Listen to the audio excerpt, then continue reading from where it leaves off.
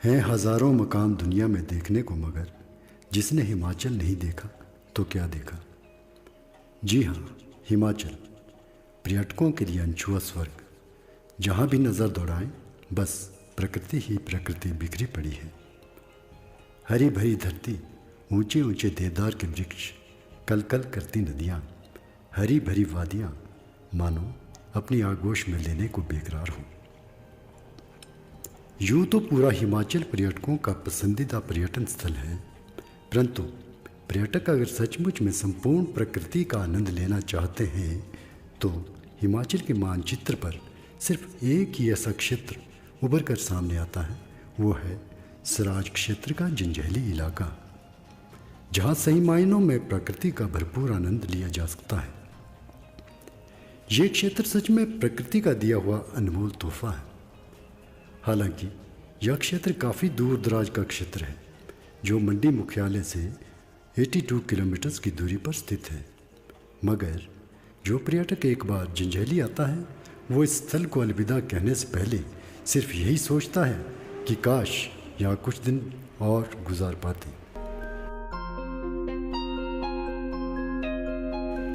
यहाँ की सबसे बड़ी विशेषता है 12 महीने हरे भरे रहने वाले जंगल, शुद्ध प्रदूषण रहित हवा, निर्मल जल जो सीधा पर्वतों की चोटियों से निकलकर नदियों में बहता है। जंजैहली को हिमाचल का स्विट्जरलैंड भी कहा जाता है। इसीलिए आएं और प्रकृति की गोद में बैठकर सुकून महसूस करें, क्योंकि यहाँ की फ़ज़ा काफ़ी मनोरम है। साथ ही यहाँ के लोग भोले भाले हैं, जो हर पर्यटक को अतिथि भाव से देखते हैं। अगर ठहरने की बात करें तो यह क्षेत्र बहुत ही इकोनॉमिक है, जहाँ काफ़ी तादाद में छोटे होटल और होम स्टे हैं, जिनका किराया मात्र 500 से 3000 रुपये प्रतिदिन पर उपलब्ध है।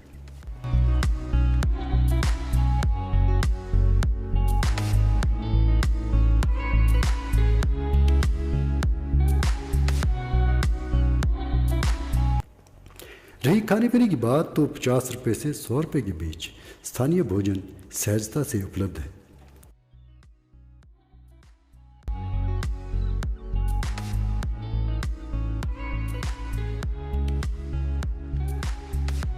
चलिए आज आपको लिए चलते हैं शिकारी माता मंदिर।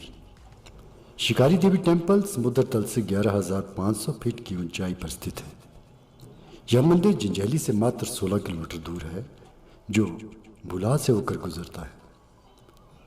भुलाह एक काफ़ी रमणीक स्थल है, जहाँ बैठकर आप एक अलग ही दुनिया का अनुभव कर सकते हैं। रायगढ़, जो अपनी प्राकृतिक छटा के लिए जाना जाता है, जहाँ पहुंचकर आप असीम आनंद को महसूस कर सकते हैं। शिकारी देवी मार्ग रायगढ़ से काफ़ी संकरा रास्ता बन जाता है, जो छोटे वाहनों के लिए ही उपयुक्त है। यहाँ का पूरा क्षेत्र घने जंगलों से घिरा है। जैसे ही आप शिकारी देवी के आंचल पर बने एक प्राकृतिक पिकनिक स्पॉट पर पहुँच जाते हैं तो ऐसा महसूस होता है जैसे हम किसी अलौकिक दुनिया में पहुँच गए हों, जहाँ चारों ओर अगर कुछ है तो असीम शांति, प्रकृति की हरी भरी गोद, खर्चों के दुर्लभ पेड़ और मनमोहक दृश्य।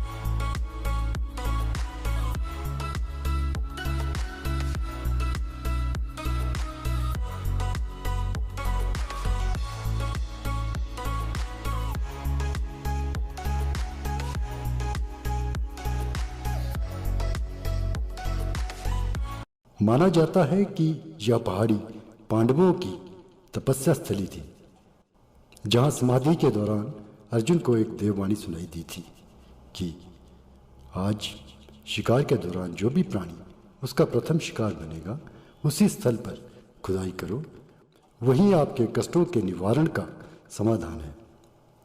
इस देववाणी पर अमल करते हुए पांडव शिकार पर निकले। उन्हें सर्वप्रथम एक जंगली बकरी नजर आई, जहाँ पर उन्होंने शिकार किया। उस स्थल पर उन्होंने खुदाई की। जहाँ पर उन्होंने शिकार किया उस स्थल पर उन्होंने खुदाई की।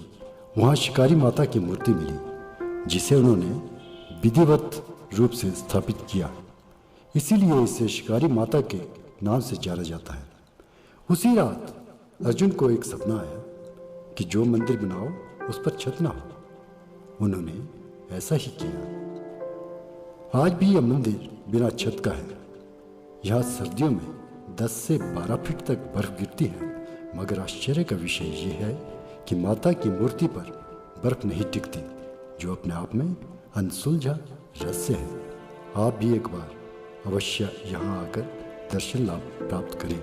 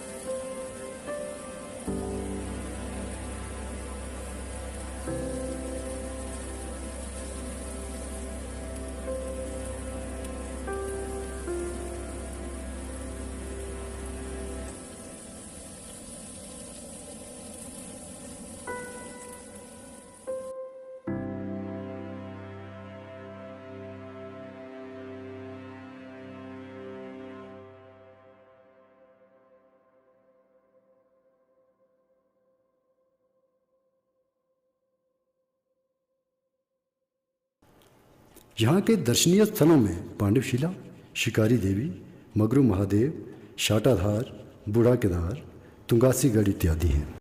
वैसे बूढ़ा केदार के विषय में थोड़ा बताते चलें कि पंच केदारों में बूढ़ा केदार भी अपना अलग महत्व रखता है। जहाँ अज्ञातवास के दौरान पांडवों ने तपस्या की थी, जहाँ शिव के नंदी बैल प्रकट हुए थे और नंदी एक चट्टान पर ही लुप्त हुए थे और निशानी के तौर पर एक गहरा गड्ढा छोड़ गए थे जिसमें पूंछ का निशान आज भी देखा जा सकता है। इन सब के साथ साथ हिमाचल के विभिन्न क्षेत्रों की भी विस्तृत वीडियोस आने वाले अंकों में आपसे साझा की जाएगी। आज के लिए बस इतना ही।